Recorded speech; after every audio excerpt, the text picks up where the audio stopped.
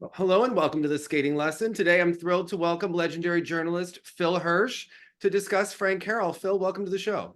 Well, thank you, Dave. I hope you're having a good summer, which is it's arriving full force in Chicago today. The heat is on.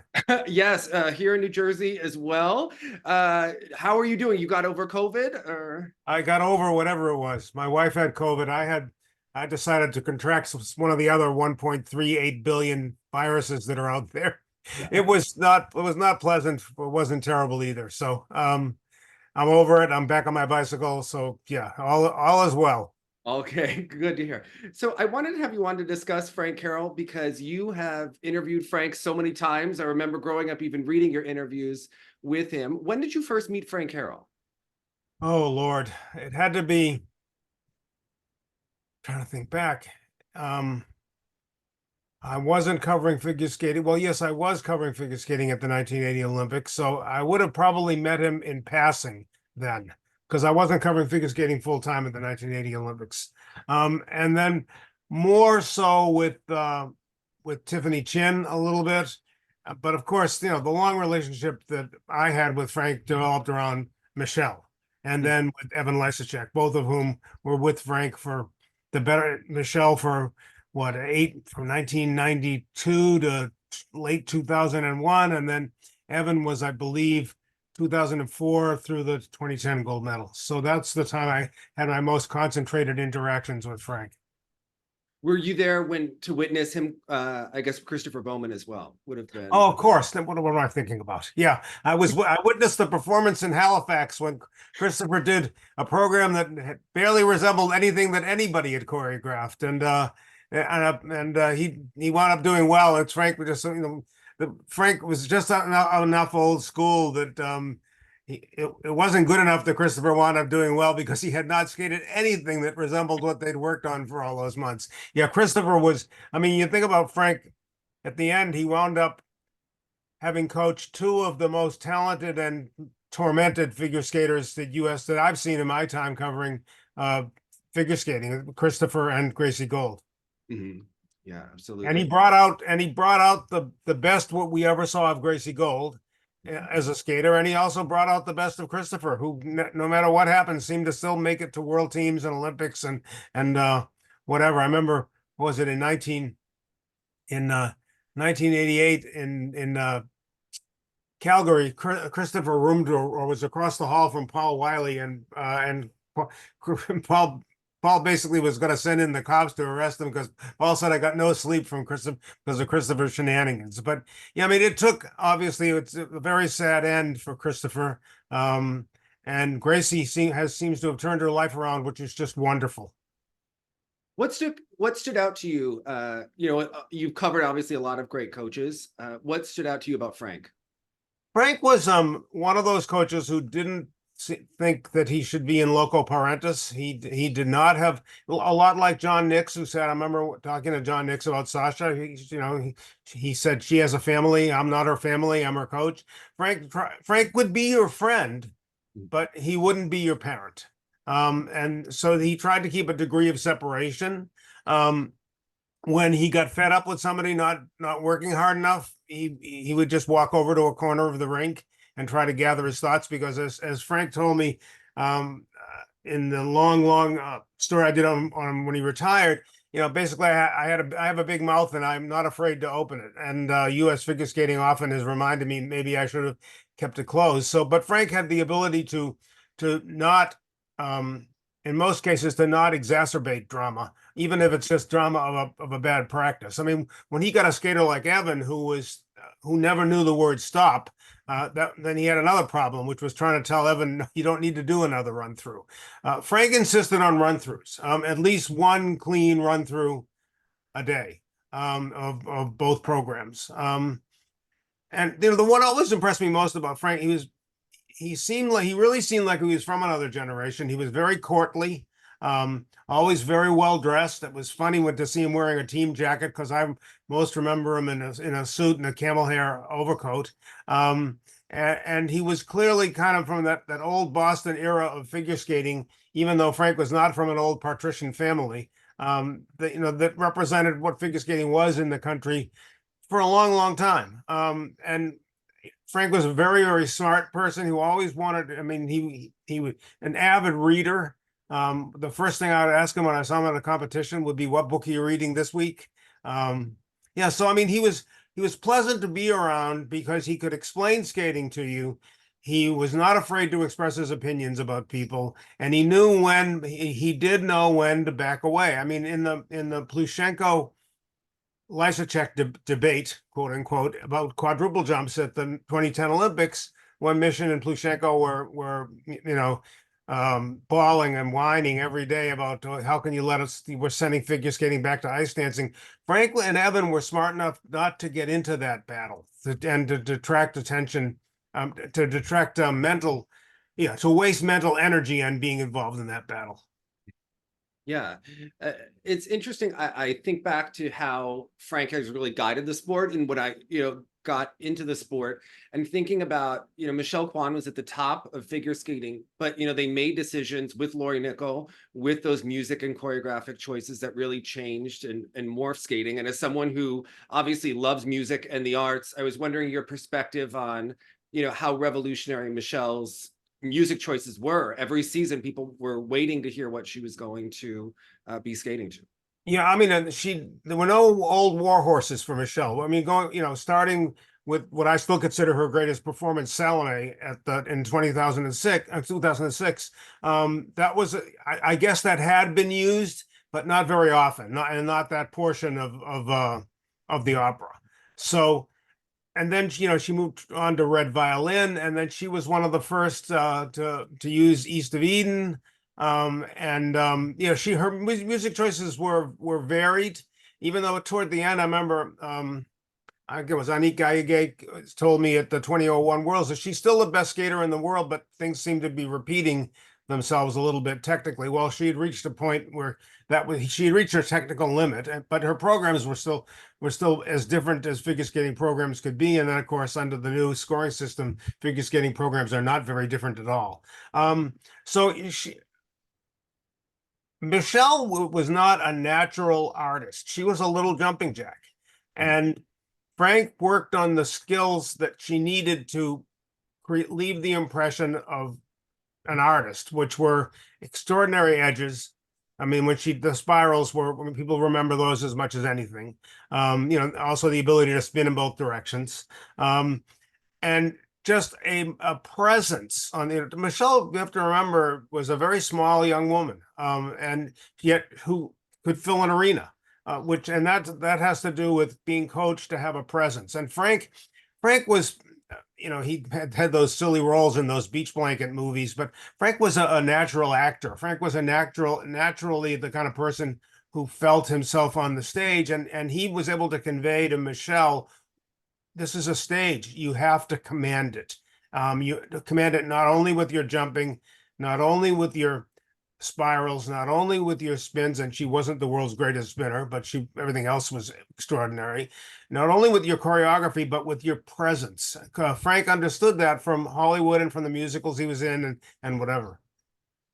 How, remarkable do you think when you look back at his career that he didn't win the Olympics until the end of his career? I think that's also, significantly impressive that he won with Evan, who is probably one of his more unlikely champions, really. I mean, obviously you go back to the Linda Fradiani situation, and we'll never know the entire truth of that, but the prevailing wisdom is that a deal was cut to have Robin Cousins win the men's, so that Annette Putsch would then win the women's ahead of Linda. And he was devastated by that. Matter of fact, he stopped talking to Carlo Fassi for years and years and years, until he finally, as many of us do, we realized that grudges only drain energy from both people, and he reestablished a relationship with him. So he thought for sure that Linda was going to win the Olympics. She was the reigning world champion. And she didn't. And he was ready to stop coaching at that point until Tiffany Chin came along. And they didn't last very long together. And I still think that in terms of raw talent at the time, Tiffany Chin was the most talented skater I ever saw. But so then eventually, Christopher came along, and then eventually Michelle came along.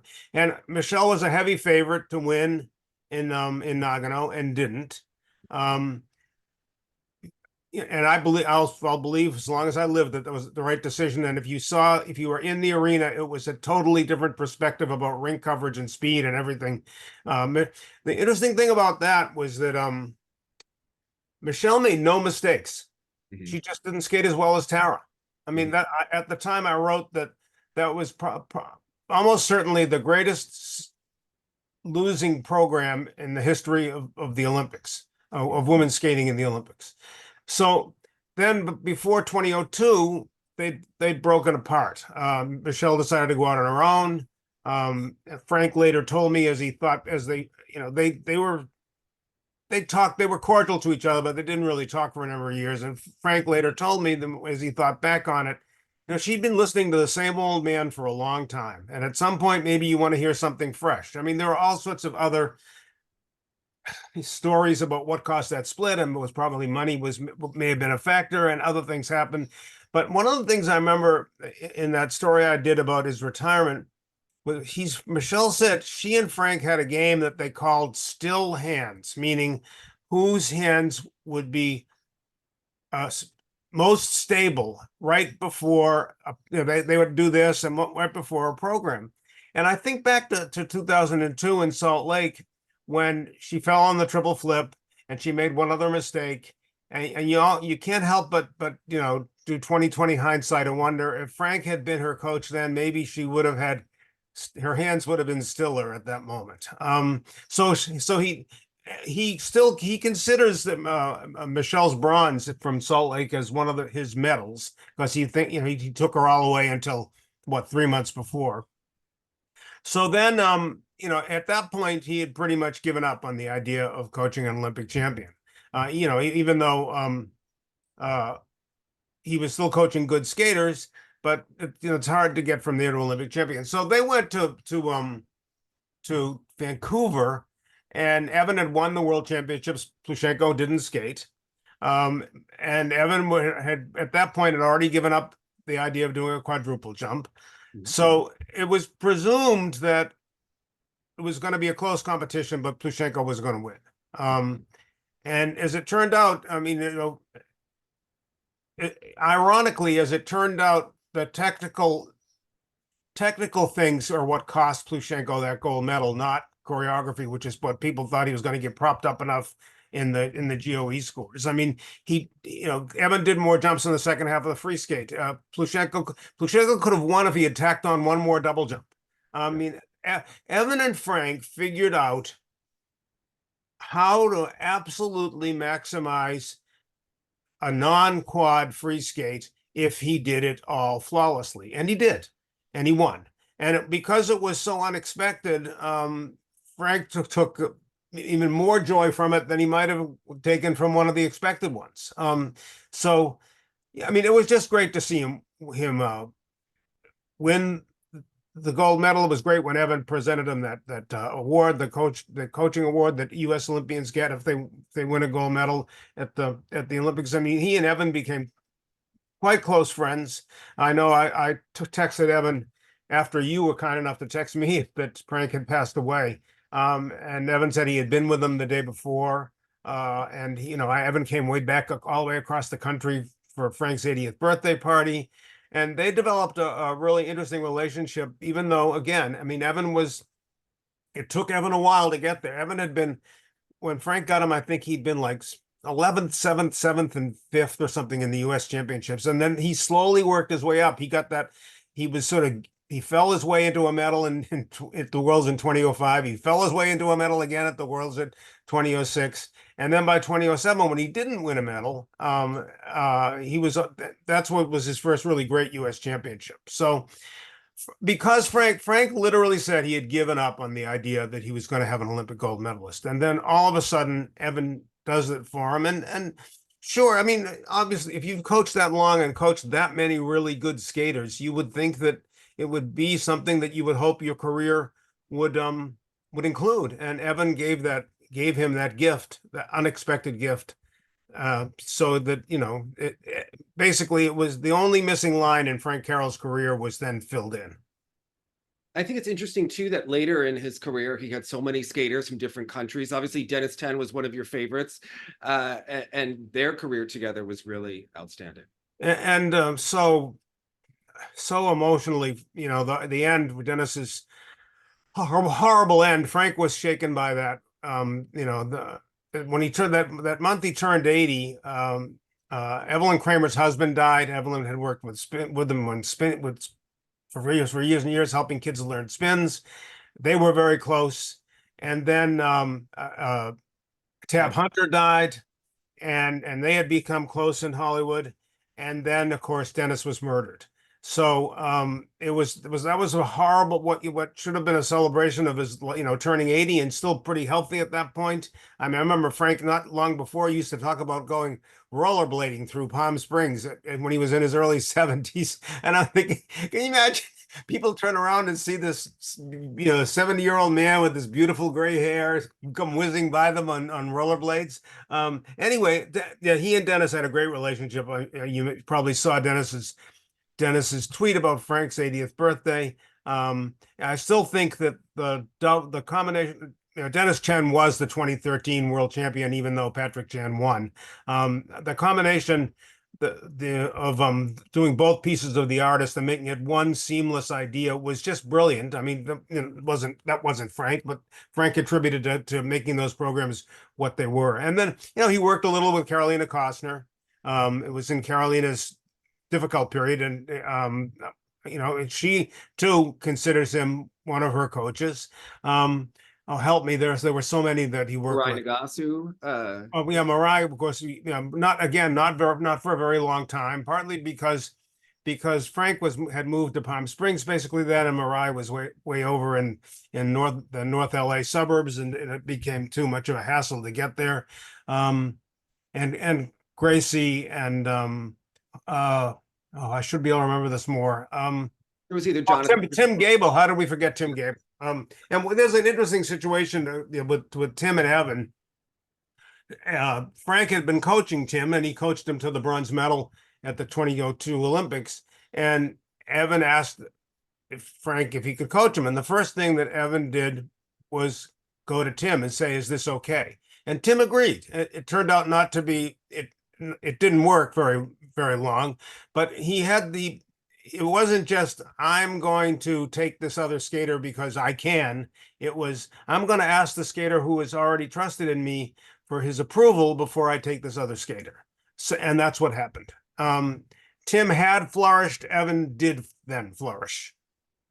Yeah, and it's interesting, you talk about Tim, he did visit Frank several times over the last months. They reconciled. I know that, Tim had been injured and things had happened when they split at that time when Evan was, rising and Tim was struggling.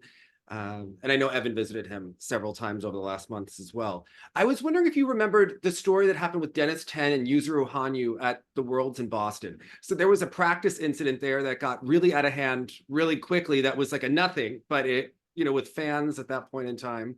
Of course it got out of hand because the fan use were involved. Yeah. I mean, it's sort of to put it in a contemporary moment here. It's sort of like Caitlin Clark to some extent. The fan use were as crazy as Caitlin Clark. Some of these Caitlin Clark fans, yeah, they had a near miss at a practice. How many times does that happen? I mean, there was a big deal in the 2002 Olympics that Sasha had a near miss with Michelle on a practice. And then there was the one in the World, so help me, where Maribel and Ansu Lim had the right, and then there was a pairs crash, but there were anyway. So people overreacted to that. Was Dennis Ten was not the kind of person who was going to try to run over Yuzuru Hanyu. So I don't remember what Frank said at that point, but I remember Frank being protective of Dennis. At that point that it got really that he thought it was ludicrous at that point in time. I mean. All of there was something. It was like when you had Hanyu, everything, every sneeze, every sniffle, every whatever got blown out of proportion. And that's not to take away from his skating because he's one of the finest skaters of the last 50 years. But it wasn't Hanyu who did it; it was his fans who did it. Yeah. And that was at the earlier point of, the rising, of his fandom becoming what it became. That was one of the earlier incidents where it Right. really. It was when he blew away he just tore down the building with that short program. It was so great. And then the free skate was a mess. And Javier came in with a very, very good free skate and won. It was, yeah, it's an interesting World Championships.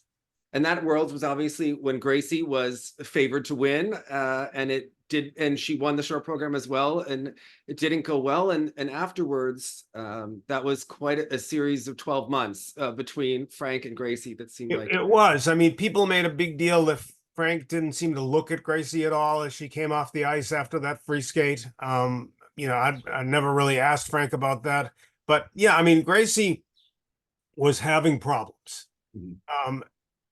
And it's interesting because there are 3 passages in her book where Gracie addresses her relationship with Frank. And one of them, she says, Frank didn't want to scratch below the surface. In another moment, she says, Frank asked me several times, is there anything wrong with you? Is there anything I can do? Can I get you some help? And then the final reference is her respect for what Frank did for her over those 3 years. I mean, none of us clearly the first evidence really, and I wasn't here, but I heard about it of that Gracie was having issues was at Skate America in 2016 when I happened to be on vacation in New Zealand, We and were in your hometown, Phil. in my hometown, but I had already planned this vacation a long time ago, and Gracie made some comments about her own weight, brought it up herself, and people, Gracie looked by any standards, Gracie looked fine. So you could that was one of the tip-offs, and the overreaction to the 4th place at the poor free skate at Worlds. Basically I let down the whole country. Basically she already at that point had said out of shape, I'm an out of shape worthless loser, as the title of her book. So it became then she went on to that Grand Prix season and had a terrible Grand Prix season. And then I remember doing an interview with her right before she did a press conference, but I remember at the end of it, I got some private time with her, and I asked her, are you seeing a psychologist? And she said no. She was seeing a sports psychologist. And when in Kansas City, when the whole thing really blew up, I asked Frank if she had been seeing a clinical psychologist, and he said I didn't know. So yeah, so then in Kansas City, Gracie had a horrible free skate, looked as if she had thrown in the towel, and came off the ice. Frank asked her something, what, do you need some water? And Gracie yelled at him. Then Frank said, would you like me to hold your jacket? And she said something else, and eventually she threw the jacket into a trash can. About 10 or 15 minutes later, I got Frank by himself, and I said, has the time come for a change? And he said, yes, it has. Things are going to change, but because we've got a business relationship and all, I can't do it. We can't just do it. We have to do it in an orderly, dignified fashion. But then he went on to say, I've done everything I possibly can, and I can't do anything more. Basically, I can't coach her anymore. And Gracie was upset that it got online before Frank had said that to her. But then again, that was, Frank was not one. Frank was a great interview because he could explain the sport to those of us who don't know it as well. Even after my 40 years of covering it, I still have a lot to learn. And second, Frank would say what he felt, and what he felt was he was fed up. He had fed up with Gracie, and Gracie says in her book that Frank had lost patience with me. And you got to remember. Let's remember that a year before that, she went out and lost the short program at nationals to Paulina Edmonds, who skated a great short program, and then did the performance of her life. But the Firebird, she was just so. It was everything about it was dazzling.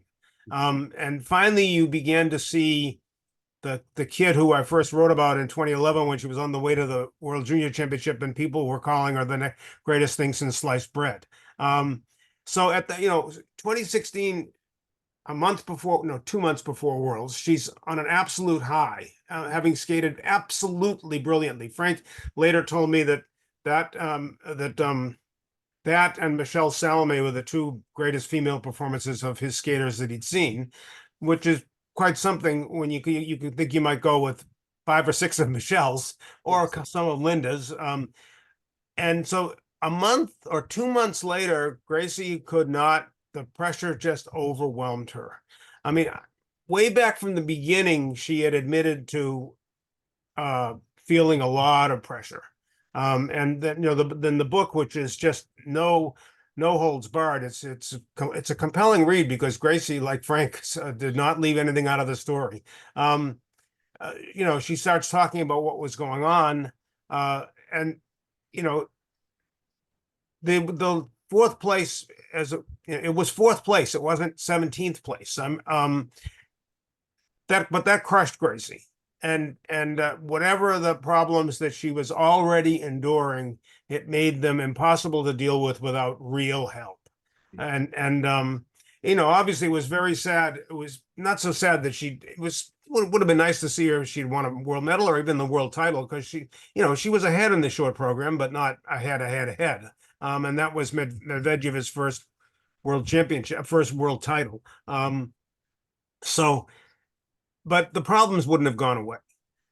So on the one hand, so it's interesting. On the one hand, Gracie said Frank didn't want to scratch below the surface. On the other hand, she quotes him as saying, "Is there any way I can help? What's going on? What can we do? Is something bothering you?" And then in summary, she gives Frank respect and credit for helping build her career to the level it got. It's complicated. She's a complicated human being who seems to have gotten herself together, which is wonderful. Because I remember writing in 2017 when she announced that she was taking time away from skating, basically writing that, at that point she was what, 20 or 21. I said, what she's done in skating is enough. She's got the rest of a life to live. Now the most important thing is find a way to live that productively. And in fact, it seems that she is doing that. She just spoke to the ISU Congress on mental health, which is a big deal. I mean, they picked that's an interesting choice. I give the new leadership of the ISU some credit for picking somebody like that, because somebody might have seen her as a besmirching the sport, but they saw her cry for help as something that the sport needs to listen to. Yeah. I was wondering about Frank's split with Michelle that you mentioned, because obviously his split with Gracie got so much attention. I think the most interesting thing about the split with Michelle is that neither one said much of anything about it at the time. And I was wondering, as a journalist, how interesting that was for you. Well, I can go back. I just happened to open that story a minute ago. Bear with me here while I look this up. What bothered, excuse me, I've covered my screen. What bothered Frank the most was that Michelle didn't tell him. It's like Frank not telling Gracie that he was going to drop her. So yeah, they didn't say very much. Frank said he was shocked. And then of course when I talked to him in 2018, looking back with hindsight, 10 years of almost 10 years of hindsight. No, what am I talking about? Almost 20 years of hindsight. He put it in a different context. And no, Michelle didn't say much about the situation the entire time, not even at the Olympics. She said, every time she said, "Well, you're kind of on your own here." He said, "Well," she said, "I have my dad and I've got help." And I can't remember, somebody else was in the kiss and cry with her in A team leader in Salt Lake. I forget exactly whom. It was, to me, that was 1,000 times more shocking than Gracie and Frank. Yeah. Because Michelle was, at that point, she had been 96, 98, 2000, 2001 world champion. She'd been second in the Olympics. She'd won all but one US championship from 96 through 2001. There didn't seem to be anything going wrong. That's why there were all of these things that people contend it was contractual. As it was once an issue with Michelle's boots, and she was having trouble with boots, and that was apparently she was supposedly being kept in the other booths because it was a contractual issue. So, I mean, we don't, and Michelle was even back then was too gracious ever to say anything like that. So yeah, I mean that was very, very surprising, and they, as I said earlier, they remained cordial. They when they walked by each other in the hall at a competition, they didn't turn away. They at least say hello, how you doing, and whatever. And I remember actually going to Frank uh, in 2004 when Michelle delivered in Atlanta one of the greatest performances of her career, because it looked as if she just couldn't do it anymore, all the jumps. And she just said, "Here you go, people. Here it is. I can still do this." And Frank paid her a great compliment. She's still the best skater in the world, and on and on and on. So they, for Michelle, don't forget, she started with Frank at age 11. And one of the nice things Michelle said to me in 2018, and sort of again in her message after Frank passed away, was that Frank would there was the famous, I called him Mr. Carroll, and he said, "Forget that Mr. stuff. I'm Frank," and that was one of his pet peeves. But Michelle said he gave as much attention to a 7-year-old who would be skating on the rink as he did to one of his great champions. And when Michelle was 11 and wondering, how am I going to, that wasn't that far from Linda Fradiani, and it was obviously closer to Christopher Bowman, and she knew that Frank had coached a lot of great skaters, including Tiffany, so Michelle was sort of odd to be in that environment, but Frank took her also from a little kid to a woman. By the time, Michelle was 15 and 16 and 20 in 1996. I should remember this. I think she's born in 1980. Yeah. So I think she was still 15, about to be 16 in the 1996 Worlds. And then by the time they were finished, she was a young woman in her 20s. That's even if Frank wasn't going to be her parent, the fact they were around, a lot of what Michelle's exemplary behavior became, I want to give some credit for modeling that behavior to her. Absolutely. Yeah, I think you're right. I think they set a standard of skating and professionalism and as an athlete and how she carried herself. How do you compare Frank to the great coaches in other sports? Oh, it's so hard because individual coaches we're talking about, right? So, it's hard. It's swimming coaches. You can certainly Bob Bowman,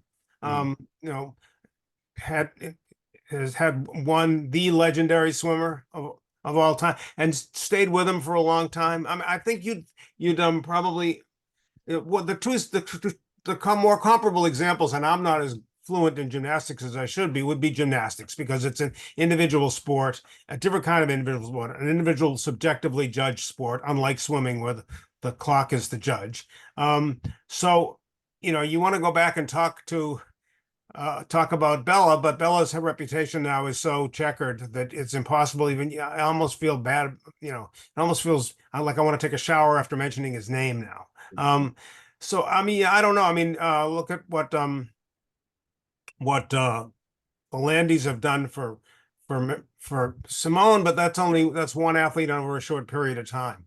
I don't know the history of great U.S. gymnastics coaches well enough to find the obvious comparison. You do, though. Who would you think would be close? Who coached for a long time and coached a number of different athletes? I actually think Marta Caroli instead of Bella, but as you mentioned, the legacy being like that, and I think you have to compare him to Carlo Fassi, but even his career spanned longer, and John Nix as well. But yeah, I mean, they certainly are and even though, John and Carlo were two of those who came to the country after the plane crash in 1961 to help rebuild skating, but Frank, even though he was already here, Frank was part of that as well. I mean, Frank, I think his first junior national champion was in the late 60s.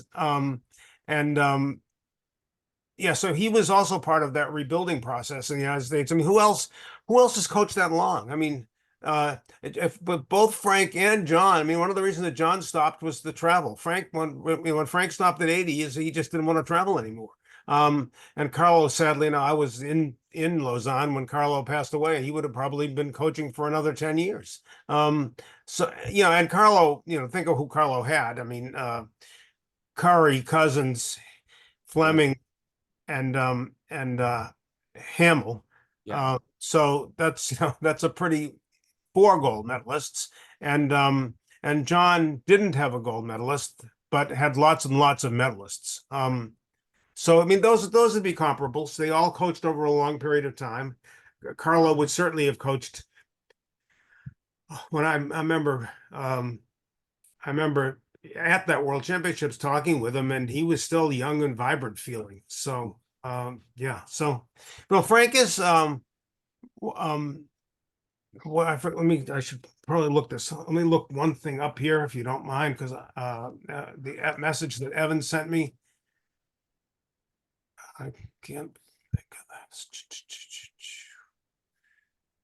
I think one thing with Frank that stands out is that he won under figures. He won under the That's figures. He won under the IJS. exactly. Evan's irreplaceable, is Mm. what Evan said, and he's right. Frank is irreplaceable. I mean, yeah, he won. He won under the 6.0 system at its height. He won when they dumped compulsory figures. Mm. And so it became only two factors, and the artistic, quote unquote, artistic side of the sport became more significant. And he won, and he had skaters win under 6.0. Yeah.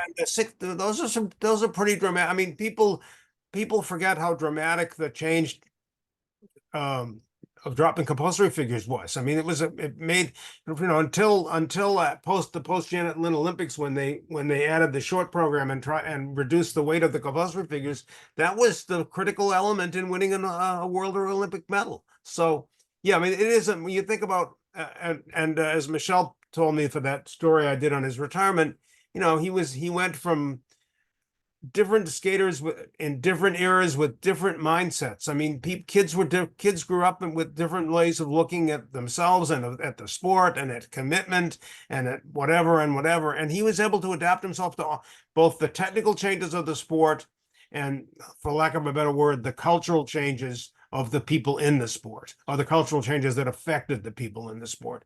And that's pretty rare.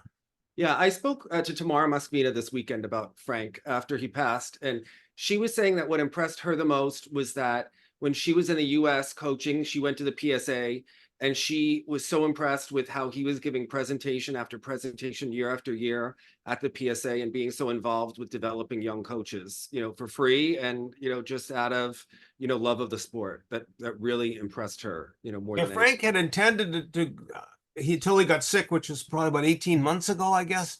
Frank had intended to continue working with U.S. figure skating on exactly that, which is what Raphael Aratunian would like to find a way to do also. It helped develop new coaches. So yeah, I mean, Frank was giving of his time, and giving of his knowledge.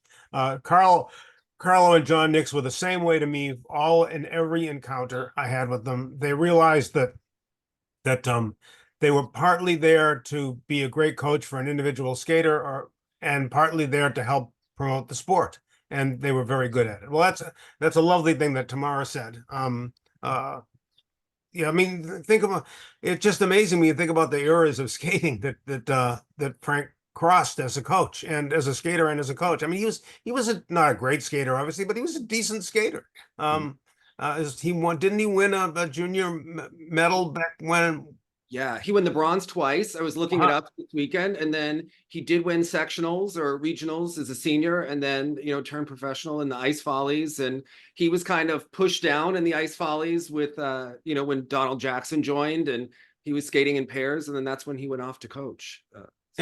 Also, a lot of people thought, well, he's an Eastern kid, he's going to stay on the East Coast, but he went to California. Think about where figure skating, where the hub of figure skating moved from the East Coast to California, and Frank, was one of those coaches who was responsible. I mean, part of it a little bit also owed to Sonia Henney being in Hollywood and whatever, and Pickwick was the ice arena was built for her. But then John Nix had settled on the West Coast, and he was a factor in the sport for 40 odd years, 50 years. So yeah, I mean, Frank also created that, think of the last two men's champions of trained on the West Coast, last two US men, the last three. Keep forgetting the most recent one. Nathan, Brian, and Evan all were trained by coaches on the West Coast. That doesn't, which is kind of interesting. And Michelle and Sasha are the two best US women over the last, 40 years, 30 years? Sure. Yeah. It's definitely, the influence on the sport is definitely incredible. And as ISU Congress is going on, you just wonder if anyone is ever going to be able to replace it. And unfortunately, it doesn't seem like there's going to be someone to really step into those shoes. Well, it's a different sport in a different time. And somebody, I saw a comment on on one of the websites about what's going on at the Congress, and somebody wisely said, it's not only figure skating that has this problem. It's all of Olympic sports, including track and field, have this problem of how do we get our popularity back? You're never going to get it back to what it was once, but how do we get it back to a sustainable level? So that means that I don't think anybody. Think about the number of TV interviews that Frank Carroll did over his years with Michelle Kwan alone. Not as many probably with Evan, because Michelle took the world by storm at age 15. Or even before that, when she won at the San Antonio Alamo Dome in the Olympic Festival with the largest crowd ever to watch a figure skating event. But so Frank was speaking with and of Michelle for a long, long time. I don't think you're ever going to see that again. It also helped that Frank is a native English speaker. Not that Carlo had any problems with English, but obviously Raph does. And I've learned to understand Raph's English, but it's not easy. He doesn't do a lot of TV interviews for that reason. And he's an incredibly funny. I wish I could speak some Russian because he's an incredibly funny guy. So you've got the most dominant coach in the country now, by virtue of Nathan, but that's a pretty good by virtue of, is not as comfortable in front of television interviewers speaking English. He does more interviews with the Russian press than he does with most of the American press, and that's 100% because of language fluency. So the sport's changed. The cultural environment's changed. A lot of things have changed. I mean, Frank really, I'm trying to think of the musicals that I could imagine him as a star in. I mean, just that was just such a dignity about him. And even when he was, basically saying, I can't take Gracie Gold anymore, he did it in a dignified way. So that's that. And that's what I said when I said earlier about modeling behavior. I think Frank modeled behavior for everybody whom he coached. Evan may have had Michelle had a competitive rivalry with Tara, but there were no real barbs back and forth between Michelle and Tara. Evan had a rivalry with Johnny, and the barb throwing was mainly Johnny's, but it wasn't ever really, really nasty. They were two very, very different people and two very, very different skaters. And Linda Fradiani has been obviously all these years, it's the same kind of classy person that the other skaters. And Dennis, I didn't know Dennis Ten that well, but what little bit I did talk to him, he was charming, would be the best way to put it. So. Well, thank you so much for coming on and sharing so much about Frank. I mean, I'm gonna, I've missed him over the last 5 years, just not being at nationals. I've missed I would call him from time to time to ask him what he was reading. Frank would always come into the arena with a book, that bigger than an old encyclopedia set. And I also remember distinctly in St. Paul in 2016, walking into the arena before that competition began, and I said, "What do you expect from Gracie?" And he said, "If she does what she does in practice, she's going to blow this place apart." And she didn't in the short. Made a silly mistake on the triple Lutz in the short program, but then in the long program, she did blow the building apart. So, but you go back now and you think about the more memorable performances we've seen in figure skating. Dennis Ten's Artist in 2013. Michelle, you could call, I like the 96 one. Some other people like the 98, Lyra Angelica and all. Evan winning the Olympic gold medal. when Christopher Bowman was on, I can't remember one particular one, but I mean, Frank Carroll students, it's pretty amazing that those would be high, I think, on anybody's list of the best performances over the last 30 or 40 years, and they were all his students. And Yeah. that to me says all you need to know about Frank. Yeah, and he also had a lot of great moments at nationals from the skaters that weren't the big stars. You think about Jonathan Cassar, some of those years when he skated, and just those people that make nationals such a great event. Even the ones that aren't winning, but No, I mean, for sure. Yeah. As I said, we'll never know what would have happened if Frank was still actually in the kiss and cry with Michelle at the 2002 Olympics. We'll never know what would have happened with Tiffany if Frank had stayed her coach longer. She went on. She was fourth in the Olympic Games. She looked like she was going to be just dominant, and of course she won Kansas City in '85, and that was kind of the end of it. For she started getting hurt, and whatever, it all happened. But yeah, Frank is one of those people. I mean, I miss not seeing John Nix at competitions and talking to him, and I miss not seeing Frank at competitions, probably because I'm up in that age. No, I'm not quite John's age range yet, but I wasn't that much younger. I'm not that much younger than what Frank was when he passed away. So they to me represented the heart and soul of figure skating. And so as Evan Lysacek said, some of that is and with them gone, some of it is irreplaceable. The sport will continue. Their contributions will continue to be pivotal and legendary in the sport, but the person is gone, and that's very sad. Well, while I have you here, I have to ask, do you expect those medals to really be awarded at the Paris Olympics? No.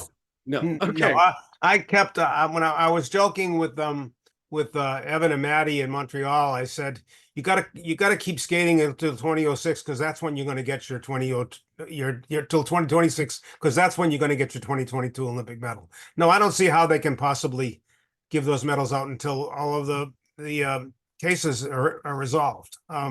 So yeah, I mean, I know there's a date now assigned to it, but no, I do not. I remember literally jokingly saying after this whole thing happened that don't count on them getting it before the 2026 Olympics, and so far, sadly, it looks like I'm right. Unfortunately, I think it's true, and maybe it'll just make the Olympics bigger for the next time. But it's certainly going to be, the U.S. could get 2 gold medals at the same time at the next Olympics. That's right. Yeah, it's and now of course I don't know what happened today, what they finally voted for or against. They're fiddling with the sport some more, and I think it appears that one of the big objections when Fabio Bianchetti told me they were going to implement this immediately, meaning next season, I was stunned that they would make such a dramatic change 1 year before the Olympic Games, but maybe they will. They're not willing to take the big step, which is if you want to dramatically change the sport, you're going to have to dramatically change the sport. And whether or not even what I'm saying is to put a strict limit on jumps and really emphasize the artistic skating. And is that a good thing or a bad thing? I'm not sure. I mean, through all those years when Hanyu was doing all those jumps, and at the end of Nathan's career when he was doing all those jumps, there was still a lot of artistic quality in their skating. So you can do both, but yeah, the Hanyus and the Nathan Chens and the Javier Fernandez's and the Dennis Tens and Patrick Shan at his best, they can do those things, but a lot of other people can't. Yeah, I think it'll be interesting. I think it's a worthwhile experiment to try. I don't think, from what I have heard, I was talking to Sandra Bezic, I don't think it makes that big of a difference in the choreography of the programs, but it'll be interesting to see. One jump, I mean, how much does one jump affect? If you fall, it has a different kind of effect, but how much time does it take to set up one jump, and execute the jump? It's not that much. So you're not saving that much time to do a lot more artistic things. That's what I'm trying to say. You'd have to go back and add 15 more seconds to the program with one less jump, and then you could have people, you could have somebody hold a spiral for 12 seconds as opposed to holding the spiral for long enough to let people know that it's a spiral and then shifting your position to something else. Yes, I agree. The one thing they did say was that they want to have a docu-series about the sport. Hopefully it's one of the Netflix ones that's been so successful with, golf or tennis or,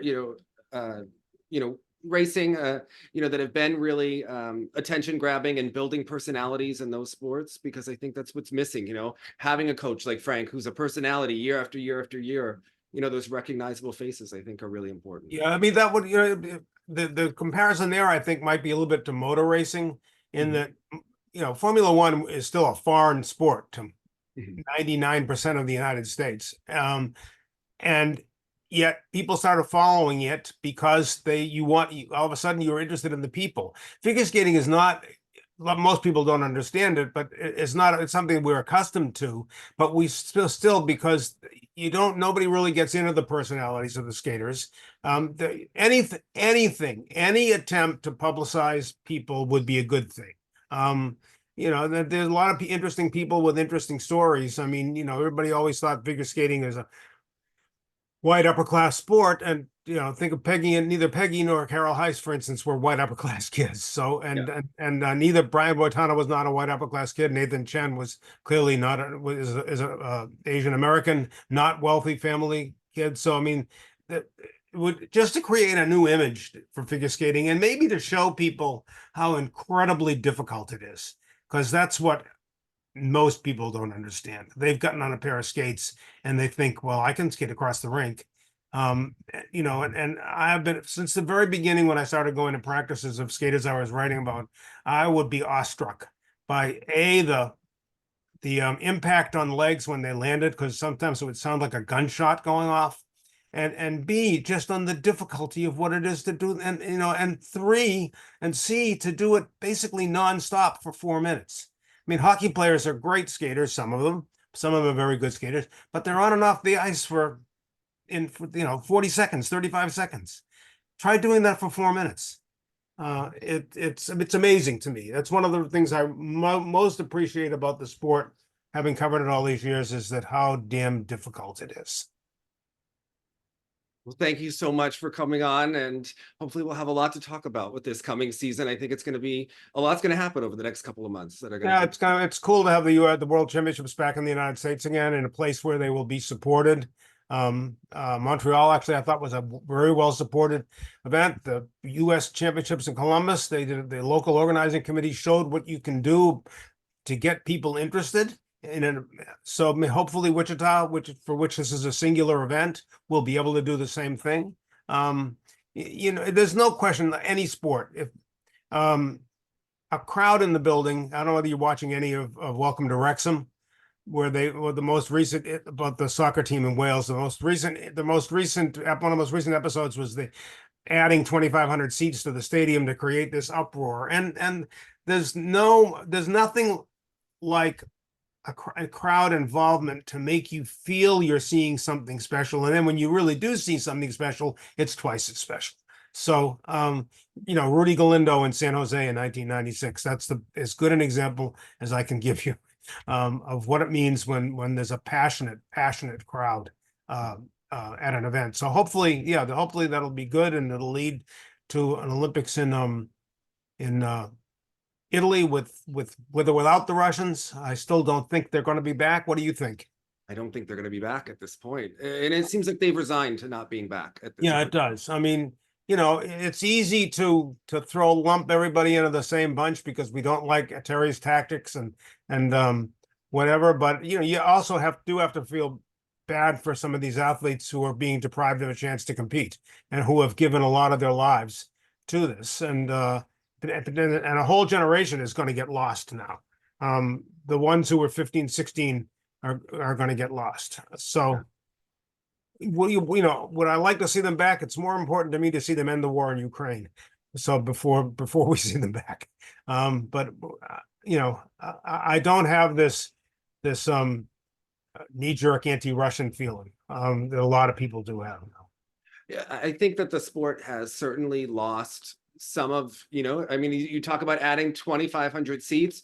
You think about if you eliminate 10 big personalities from the sport, what it does to a sport. There weren't 10 new personalities to fill that void. And I think exactly. I mean, and they'd be interesting enough, the Russians, because there are so many opportunities for them still to put on skates and make money doing it. Their real personalities are coming out even more. Zagitova, Medvedeva. Well, Tuktamisheva always had a very open personality. So yeah, I mean, it's you do need personalities, you do need rivalries, you do need for people to make the assumption that they were doping everybody is wrong. There has been one positive doping test.